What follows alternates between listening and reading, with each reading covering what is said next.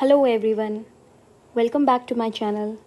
आई hope आप सभी स्वस्थ होंगे एंड हैप्पी होंगे।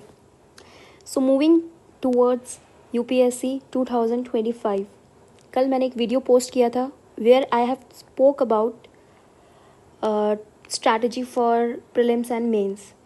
तो उसी के लिए हम आज अपना टारगेट जो है वो देखते हैं कि हमने क्या क्या फिनिश किया होगा आज तक।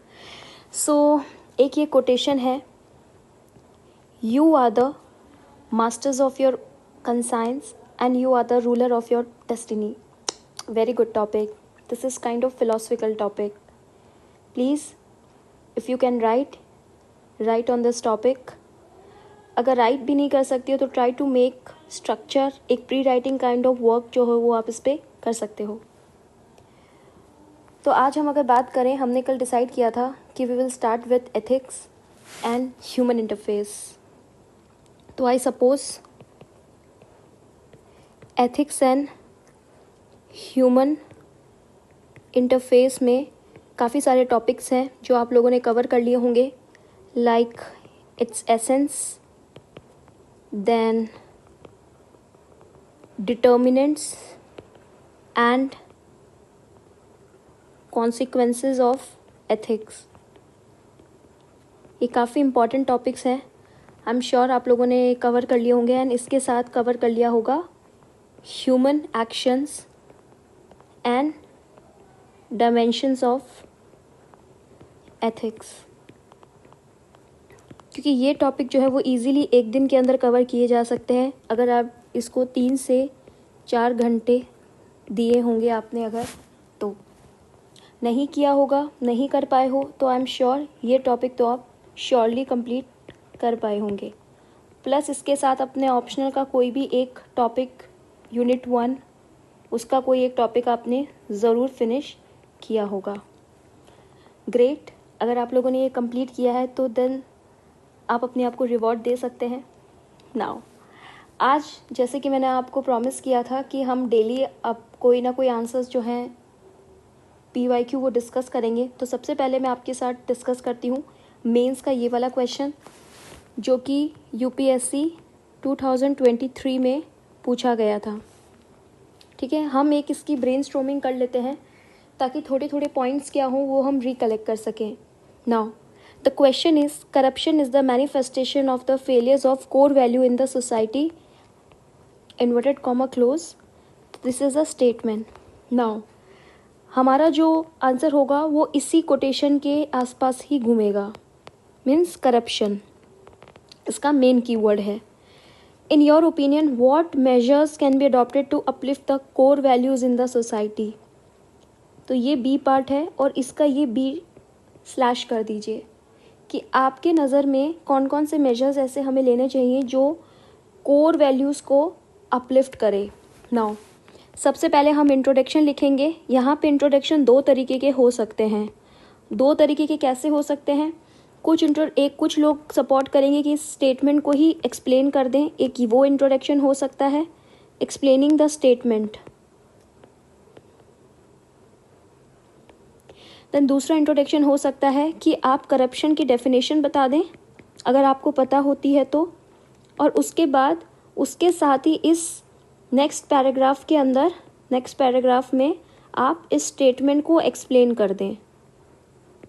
2 तरीके से आप इसका इंट्रोडक्शन स्टार्ट कर सकते हैं। ठीक है, नाउ अब क्वेश्चन आता है कि it is a manifestation of failure of core values. What do you mean by failure of core values? Failure of core values means failure of integrity, failure of honesty, failure of accountability. When people choose personal gain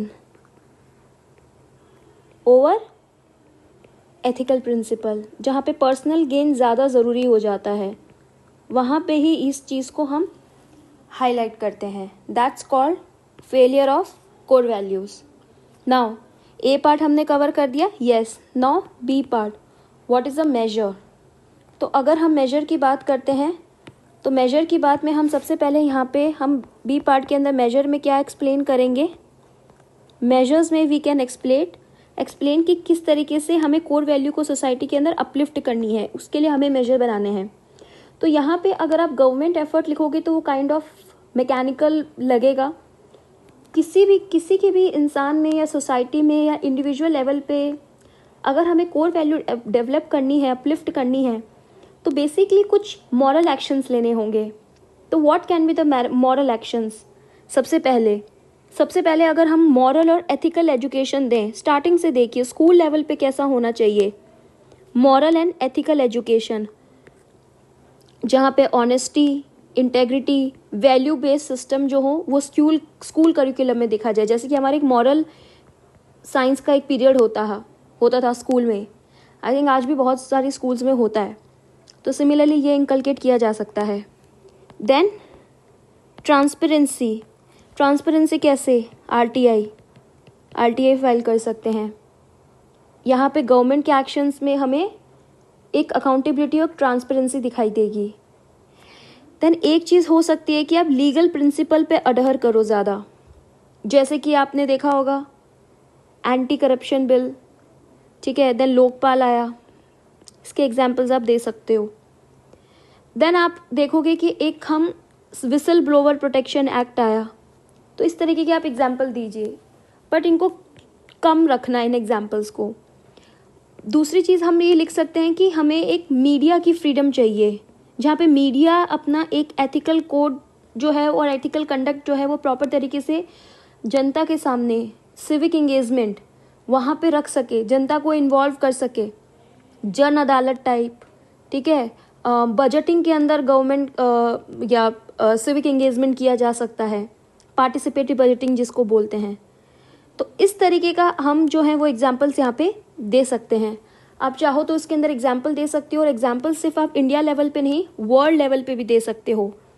तो corruption के कुछ examples आप दे सकते हो, या फिर पार्टिसिपेशनी budget के आप एग्जाम्पल दे सकते हो, जो कि मोस्टली ब्राज़ील के अंदर या फिर क्यूबा के अंदर किया जाता है, जहाँ पे सिविक्स को इंगेज किया जाता है इन बजटरी मेकिंग। इस तरीके के आप एग्जाम्पल दे सकते हो। आप ग्लोबल लेवल पे एक एग्जाम्पल दे सकते हो, United nation convention against corruption, इसके बारे में आप बता सकते हो कि this is a global level agency जो करप्शन को रिड्यूस करने के लिए अग्रीमेंट पे काम करती है। तो इस तरीके से आप इसको आंसर को जो है वो एंड कर सकते हो, ठीक है।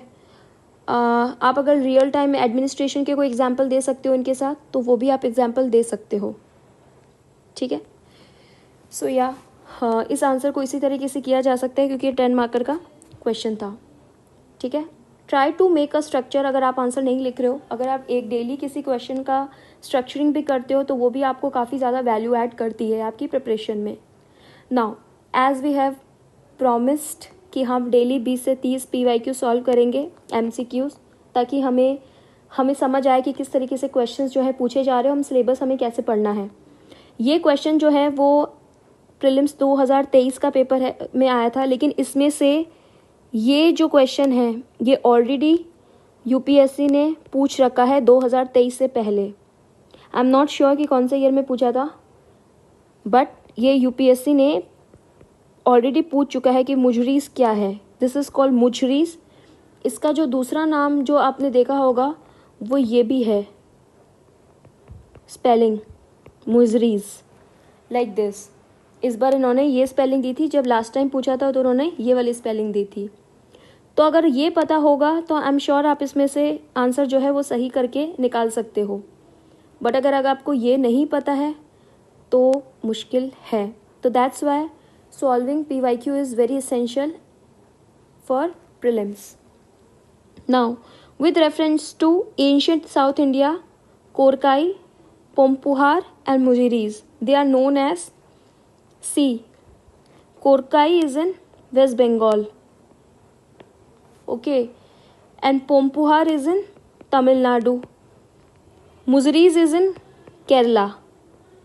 So ये तीनों जो पोर्ट्स के लिए फेमस थे, these were the ports, ठीक है। मुजरीज के बारे में अगर मैं आपको बताऊं, क्योंकि ये 2 बार रिपीट हो चुका है, तो मुजरीज केरला के अंदर एक पोर्ट है जहाँ पे रोमन एंड ग्रीक ट्रेड किया जाता था। तो basically prelims is all about eliminating the wrong answers, wrong options and also identifying the right answer. तो यहाँ पे हमें एलिमिनेशन टेक्निक यूज़ नहीं होगी, यहाँ पे आपको राइट आंसर आइडेंटिफाई करना है। अगर आपको ये पता होगा तो श्योरली आपका आंसर जो होगा वो इसी पे आप मार्क करोगे। Okay, no problem, don't get nervous, try to frame your structure, try to practice as much as you can. I'm sure you will able to find your name in the final list. I'm signing off. Thank you so much.